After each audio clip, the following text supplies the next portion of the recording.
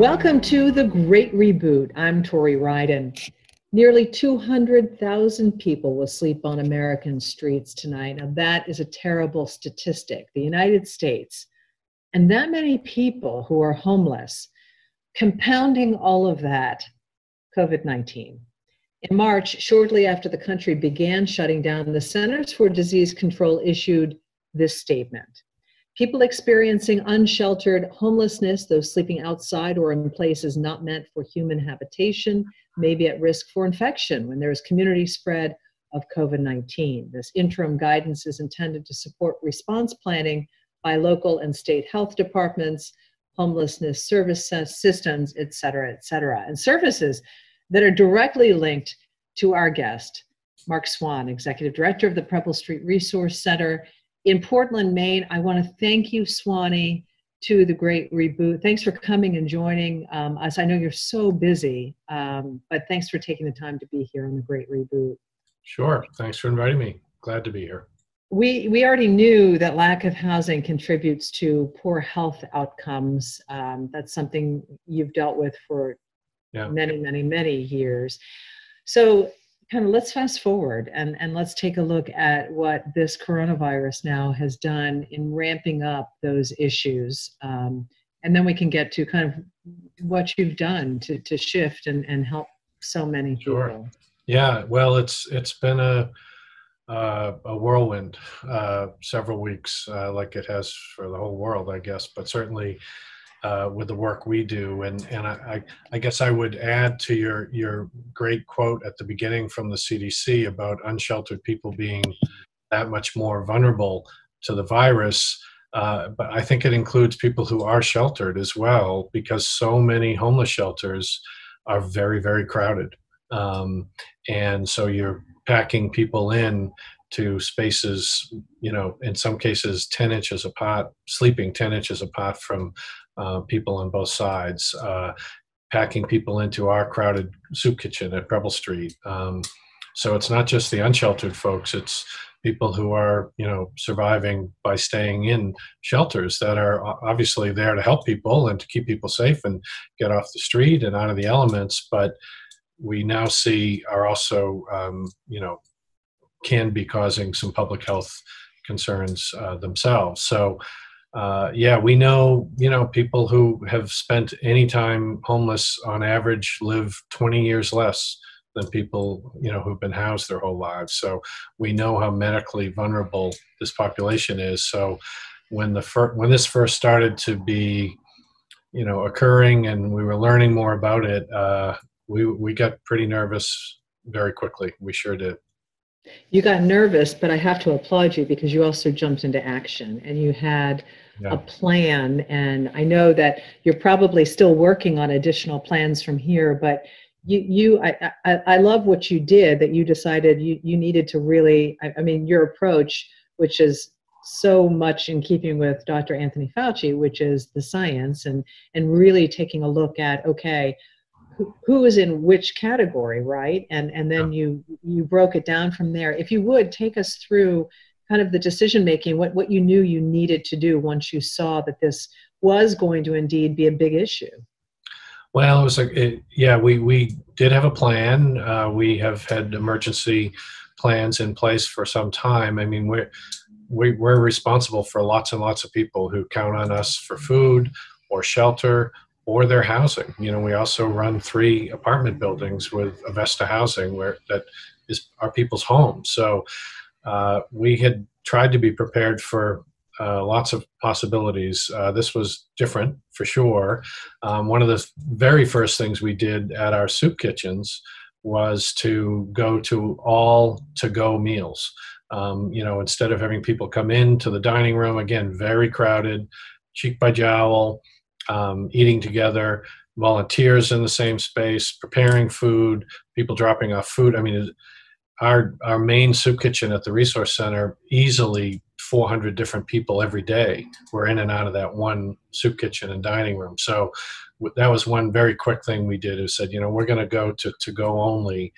And further, it wasn't just people lining up at the dining room door. We also wanted to disperse people in other ways. So we deliver meals to the YMCA, for instance. So people who live at the YM in a room but don't have kitchen facilities, that many of them come and eat at our soup kitchen. So instead we brought food to them. The same thing for the city's Oxford Street shelter. We made food available for them at that shelter. So we also have given meals to many sober houses here in Portland as well. So we tried to have it less necessary for people to come, even for the to-go meals. So that was the first thing we did. And we also run a food pantry, Tori. Once a week, we were serving about 140 families a week. For 25 years, we've done that. We went to a daily food pantry instead of once a week, again, to so people didn't all have to come in the same 2-hour window. Plus, we knew people were hurting financially. So we said, let's do this every day, which is great. But we are seeing about 90 families a day coming. So our food output has just, March was the busiest month in the history of this agency. I haven't even seen April numbers yet, but I'm sure it will surpass March. But then the other thing you mentioned, in terms of the shelter work, it wasn't just Preble Street, but we have great partners in the community. Milestone Shelter, City of Portland, of course, runs shelters as well. So with working with the shelters and with our colleagues at the CDC and at the state DHHS and Maine Housing, we did kind of reorganize the existing shelters in Portland to have what we call wellness shelters, which are for people who are exhibiting no signs, no symptoms of the virus. Then we have a shelter for people who need to be there while they're awaiting their test results. Then we have a shelter for people who have been in contact with people who have had a positive test result. So just kind of quarantining them for a period of days to see if they, unfortunately, in fact, have the virus themselves. And then lastly, respite shelters for people who are tested positive. So we kind of broke it down into 4 categories, and that's evolved and changed a couple times as the need has evolved and changed. And one of the immediate things was we opened a new shelter at the USM Sullivan Gym. And we did that obviously with the university system, DHHS, and Maine Housing, our partners in that. And they asked Preble Street if we would run this new shelter for 50 people as a wellness shelter. So, I've been doing this a long time, and the last new shelter we opened, it took us about, 2 years to get it up and running, finding a space and planning and supplies and staffing it and policies and procedures. This one we did in about a week, but we did get it up and running. We got tremendous help. I can't say enough good things about DHHS and Maine Housing and the university. Great partners. And we got up and running. And by doing that, by opening a new shelter, it was able to take 50 people out of the city shelter. So in other words, just give people more space, spread people out a little bit more, which we've done at USM. So it's worked very well. The city then opened the expo as well, and that's evolved a couple times. And then just as recently as a few days ago, the state asked us to manage a hotel here in Portland where the state is essentially rented the hotel for people to quarantine who are tested positive. So we're now running that. I spent my morning there today. So every day it seems to be like a new step or a new reaction or a new response. But so far, knock on wood, things have gone fairly well. And we haven't had an outbreak in the shelters here in Portland. Thank God. So I'm wondering what kind of trend that you're seeing. You're seeing so many people who are out of work. The joblessness rate has just soared. In the United States, it's at least 30 million. A lot of people in our region.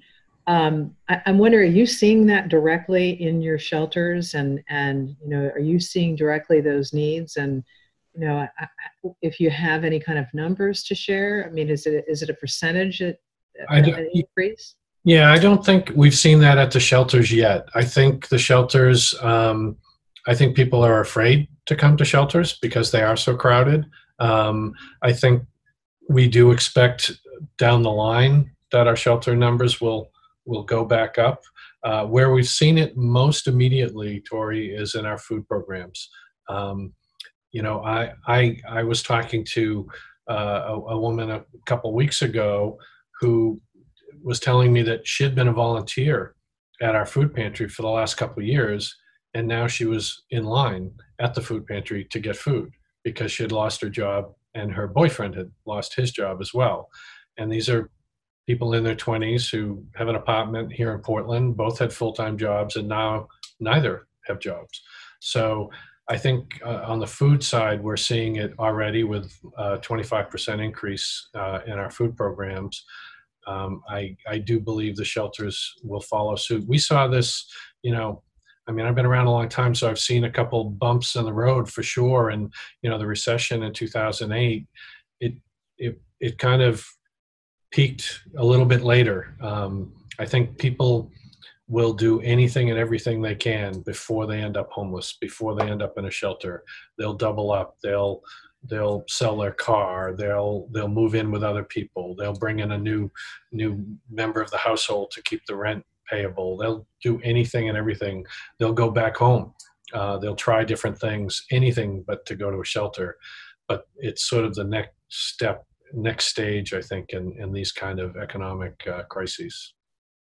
I live in a rural area, and I have been working at our local food pantry. And I've got to tell you, delivering in areas out where I am, there are families that couldn't afford rent in Portland.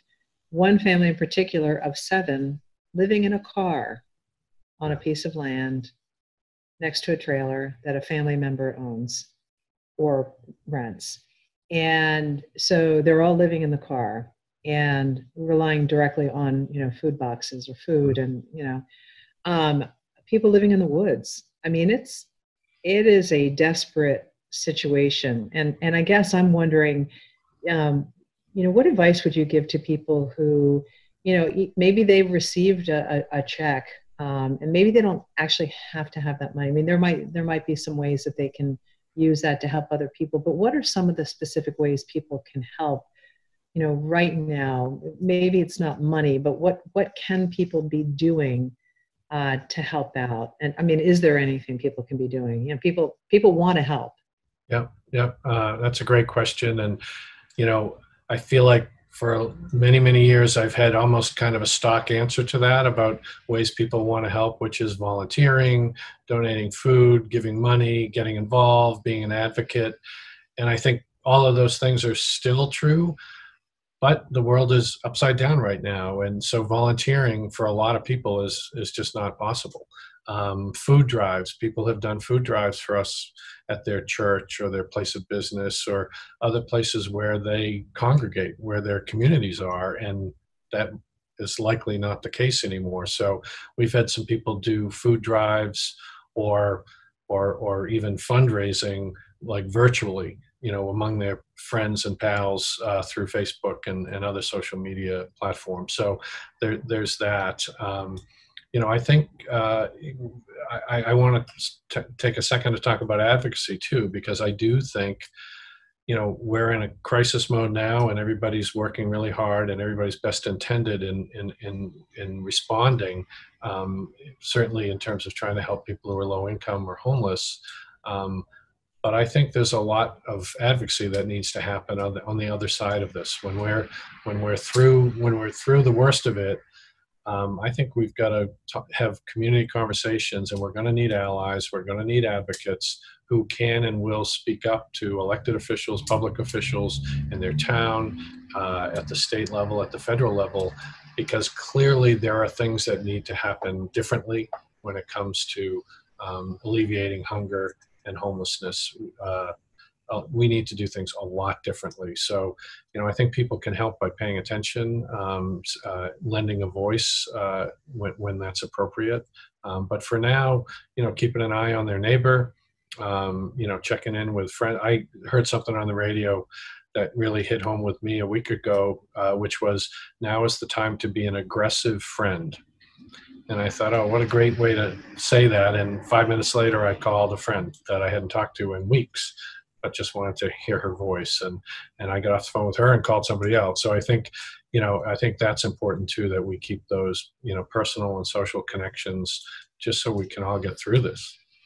Everybody's processing this so differently too, and I think that definitely, being an aggressive friend, I think that resonates with that, because not everybody is handling this well, and depending on what people have gone through in the past personally, there are a lot of immigrants who are in the area for whom this is touching off huge PTSD issues and anxiety, and so. That's what I'm hearing about anyway. And that's what we're trying to kind of flesh out on this show, is to try to figure out, okay, what are people doing and what can people do to kind of shift and pivot? Because coming out of this, you just said it's going to be it's going to be different. Yeah, absolutely. And, we're dealing with a lot of that, people's anxieties, and in the apartments that we manage with Avesta Housing, we have 3 Housing First projects, and it's a real challenge. There is the isolation people are feeling they're in their own home and they're safe and sound, and there's someone kind of keeping an eye on them, but they're very they're challenged right now by the isolation piece of this. So. I think the mental health needs of the community at large are going to be important to pay attention to. How are you personally staying upbeat through all of this? I mean, you're immersed in it every day, on at least on those 4 levels, if not more. You were at the hotel that's now being converted for additional housing. How are you personally just keeping a smile on your face? It helps working at a great organization, and Preble Street is a great organization, and we have such a tremendous staff here who are so mission focused, and are giving of themselves every day, and I'm surrounded by people like that just I think we kind of keep each other going. The board of directors here is the best. I mean, just really paying attention, being good governors and good supporters, and helping us through this. And the donors and the people who are bringing food to us, or clothes, or sending us a check to help us. They get their stimulus check and they don't want it, so they're forwarding it to us and writing a really beautiful note. And it gives us hope. It keeps us going. It was hard. It is hard. About 6 weeks ago, I moved out of my house because of the work I do. I didn't want to bring the virus back home to my family. So I've been living alone close by. My best friend has generously allowed me to stay in his empty Airbnb. So that was great and incredibly generous of him and convenient for me. But I'm getting tired of it. I want to go home too and be with my family. So luckily the work is so important here. And like I said, the community that we've developed over 45 years at this agency is just the best. It really is a great group of people. There are a lot of people who are getting kind of cabin fever. You're hearing it everywhere. They don't feel they need to be wearing masks. And I guess, I want to give you an opportunity to maybe talk to those people. What would you say to people about that? I mean, we still have people who are out living outside, who may not be in shelters. And, what do you say about that? What is your urging to those folks? People who are unsheltered? Not wearing masks, not practicing, safety. Well, that's a big part of what we're trying to do, is to get the word across and to spread the message. Talking to people, certainly at all the shelters we run and our soup kitchen, we're now distributing masks to our clients as rapidly as we can. I mean, there was a period of time we didn't have enough masks. So we were just trying to get enough masks just for our volunteers and our staff. And luckily at this point, Maine Health has been a huge supporter and help with us. So we're actively promoting the wearing of these masks. and we're trying to explain to people that this is a public health crisis and we're all in it together. Sounds cliche, but it's absolutely true. And a lot of folks are still in congregate care shelters, and yes, they're more spread out than they used to be, for sure. And we're following all kinds of safety precautions as advised by the CDC. You can't go into the shelter until you have your temperature checked. You have to wash your hands upon entry. You get a medical screening. Every day we take people's temperature when they're there. We log in every single person who comes in and out of the shelters. I mean, we've got it down pat, but we need our clients, of course, to be part of that. So we've had community dialogues with people who we're serving, and those have gone really well. I mean, I think people get it and want to be safe. So, but it's an ongoing conversation, that's for sure. At this point, how many folks have tested positive? In the homeless community here in Portland, it's been, I think, 8 people, and all have been. They have not been critically ill. And many have been through it and gotten better. So I think at this point there's just 2 people in the respite shelter. So I mean, in the scheme of things, that's quite amazing. Extraordinary. Yeah, no, it is, a little over a week ago, or I've lost track of time, but I guess about a week ago we had 2 new cases. And I have to say the state was tremendous and responded immediately. And within 13, 14 hours of the second positive test, they came in and tested everybody at our new wellness shelter at USM in one day, including staff, including me. And 24 hours later, we got the news that everybody's test came back negative. So we were thrilled because we know some peer agencies in Boston have just been decimated in their shelter with 37% positive testing from asymptomatic homeless people. And then since then, we've learned in Bangor that the Hope House has had, I think, 20 people tested positively. So our heart reaches out to them for sure. And we feel very fortunate here in Portland so far. I think the work we've done has paid off and people are safe. It sure sounds it. I also know things can change too. So that's why having like this quarantine hotel, which is now set up, it currently has 2 people in it, but we could put more people there if we need to. So it's at the ready.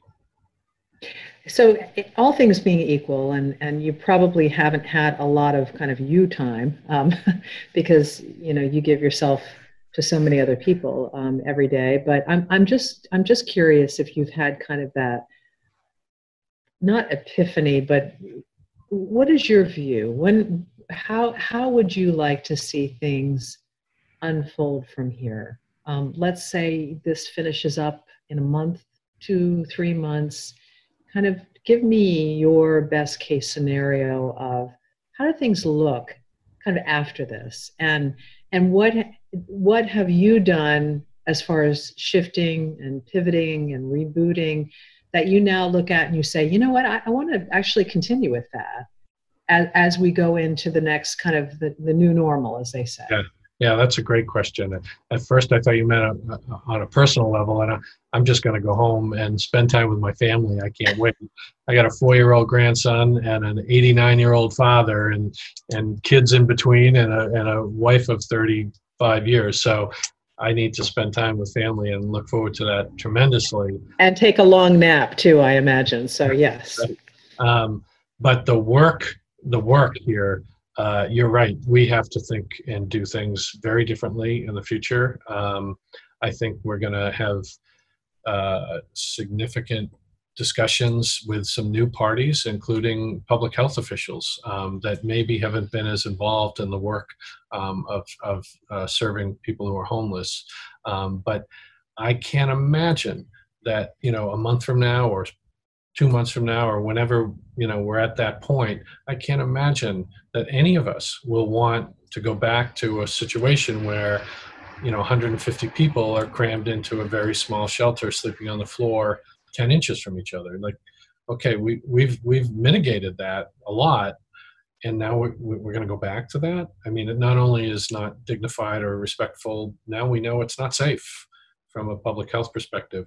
And the same is true at our soup kitchen. You know, I'm not just pointing fingers at other shelters, but at the soup kitchen I've run for 29 years, you know, I want it to look different. It will look different. We have to do, you know, we always have followed, you know, best practices in terms of food preparation and food sanitation and all that.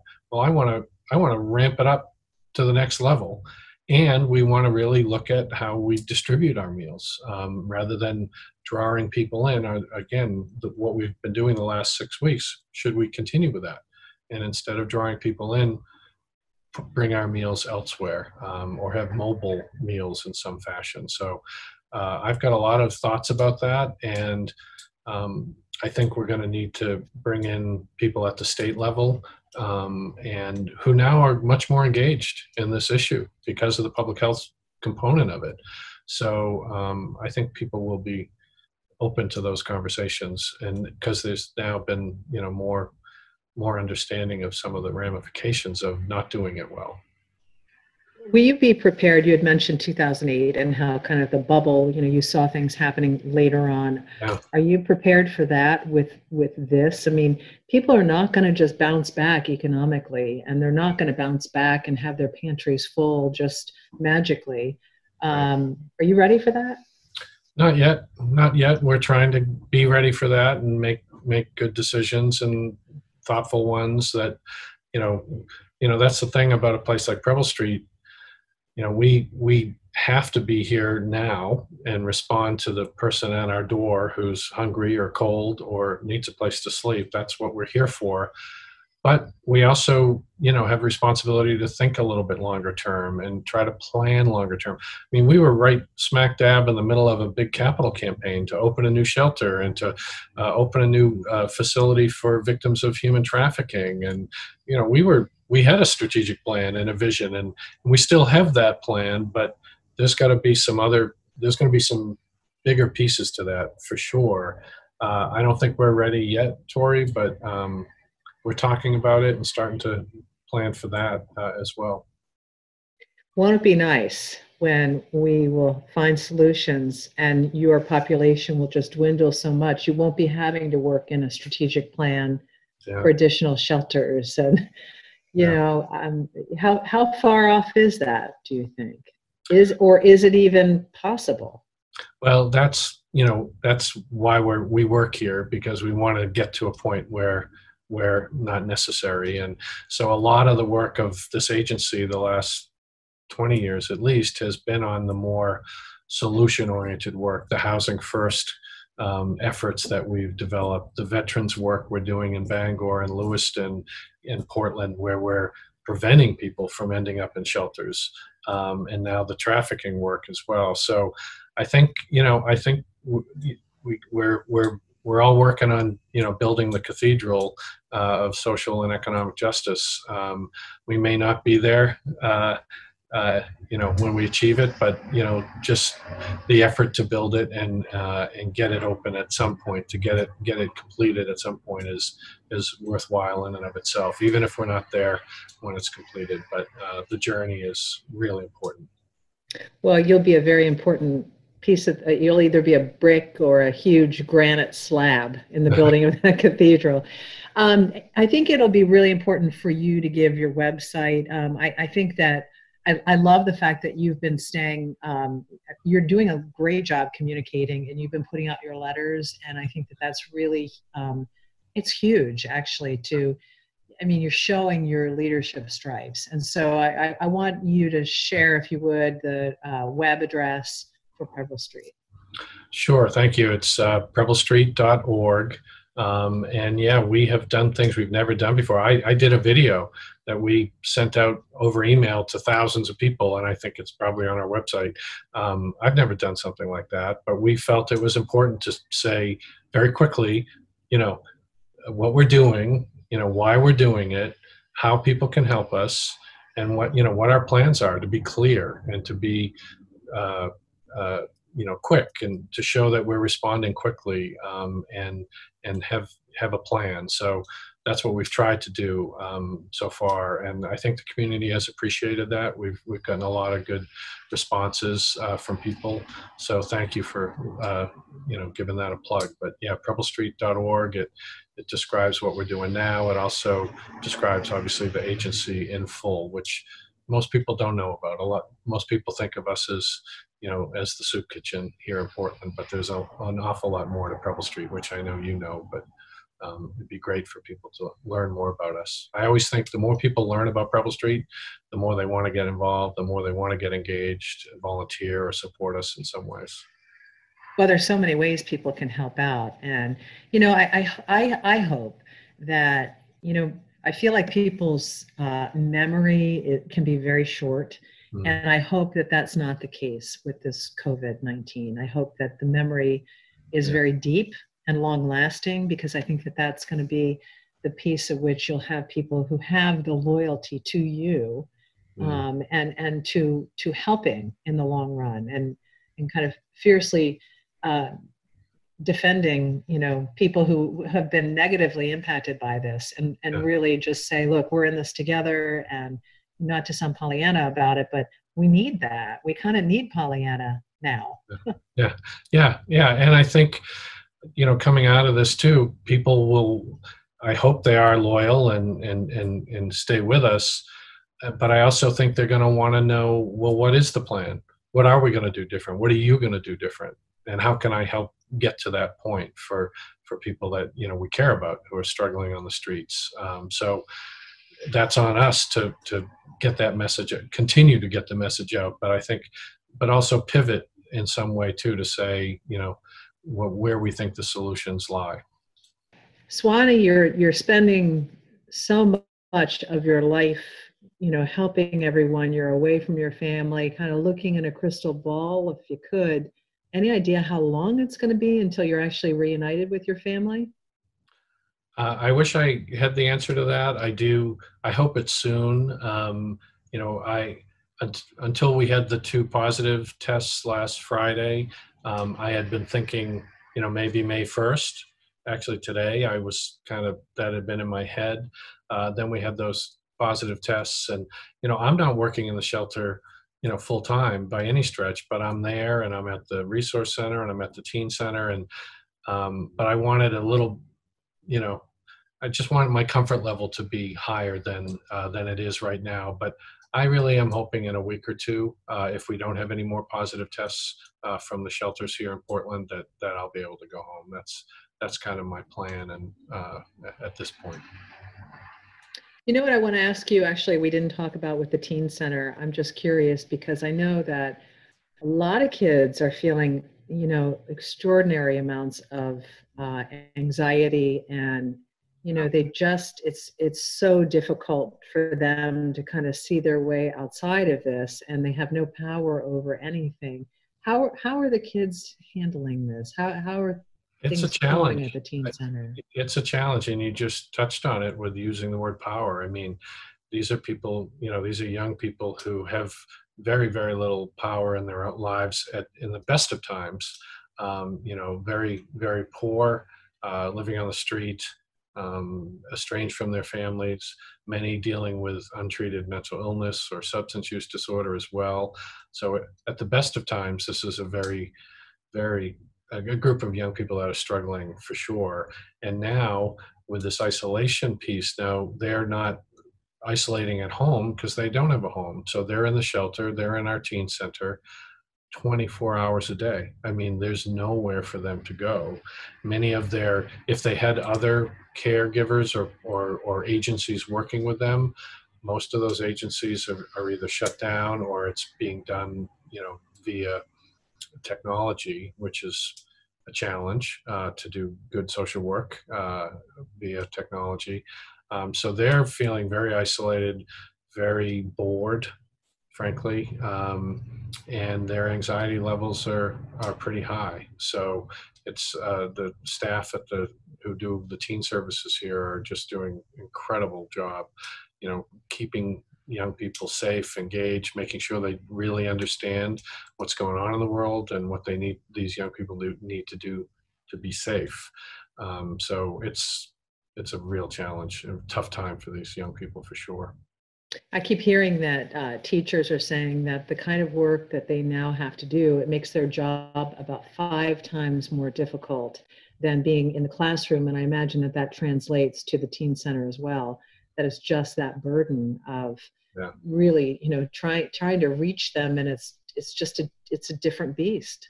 Yeah, and that's exactly right. And I don't think it's helped at all that we've had such horrific weather. It's hard to spend much time outside, getting some fresh air, taking a walk, getting out of enclosed shelters or teen centers. You can't go to the library. You can't, go to a coffee shop. So I think it's the isolation and the lack of choices and the lack of power that you mentioned. I think that is really bringing up a lot for young people. You've got a beautiful heart. I say that to you a Thank you. lot when I see you. And I love your commitment, and I can't wait for you to get home with your family. Yeah, I hope it's sooner than later for you, Swanee. Thank you. Thank you, Tori. I appreciate that. Me too. Yeah. And I just want to wish you all the best. Your strategic plan is going to probably be a lot different than you thought it ever might be. And just keep up the great work and keep posting great messages so people know how they can help. Again, just remember there's an army of people out there who really, really are feeling kind of sunk, like they're home and they want to help out. So keep up that great work. Well, thank you. And thank you for giving me the opportunity to talk a little bit and for spreading your good messages too, Tori. It's really needed right now. You are a special guest here on the Great Reboot, and I just can't thank you enough, Swanee. You're welcome. Glad to do it. Be safe.